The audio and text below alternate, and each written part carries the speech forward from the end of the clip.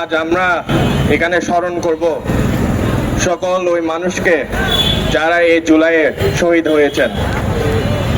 স্মরণ করব মীর স্নিগ্ধ, ওয়াসিম আকরাম এবং আবু সাইদ এবং বিভিন্ন শহীদদেরকে স্মরণ করব।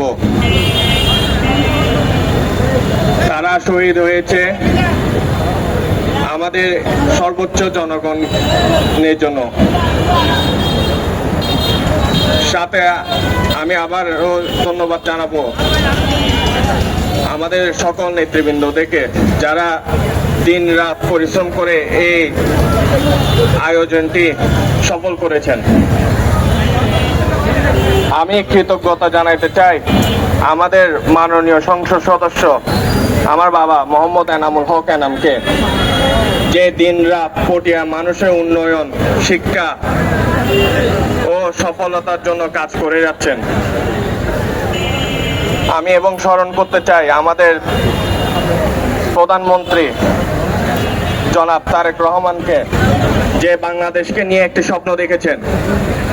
সেই স্বপ্নে আমরা তরুণরা একটি গুরুত্বপূর্ণ ভূমিকা পালন করব ইনশাল্লাহ। বক্তব্যের প্রারম্ভে শ্রদ্ধার সাথে স্মরণ করতে চাই জুলাই আগস্টের যারা নিহত হয়েছেন তাদের সকলের রুহের মাগফিরাত কামনা করছি। বাংলাদেশ জাতীয়তাবাদী ছাত্র দল পটিয়া বীর চট্টলার শহীদ ওয়াসিমকে শ্রদ্ধার সাথে স্মরণ করতে চাই। স্মরণ করি পাশাপাশি যারা এই জুলাই আন্দোলনে শহীদ হয়েছেন, আহত হয়েছেন, তাদের সকলকে স্মরণ করতেছি। কে কোন সময় রাজনীতি করেছে আমাদের চোখে। মাদ্রাসার ছাত্রের সাথে সমন্বয় করেছিল, আমি সহ রাজু আমার সাথে সব সময় সমন্বয় করেছিল। ছাত্র দলের যেই সমস্ত ভাইগুলা থানার সামনে ছিল, মাদ্রাসার ছাত্রগুলা এই দিক থেকে এই রুটটাই অবরোধ করে জুলাইয়ের আন্দোলন ত্বরান্বিত করেছিল।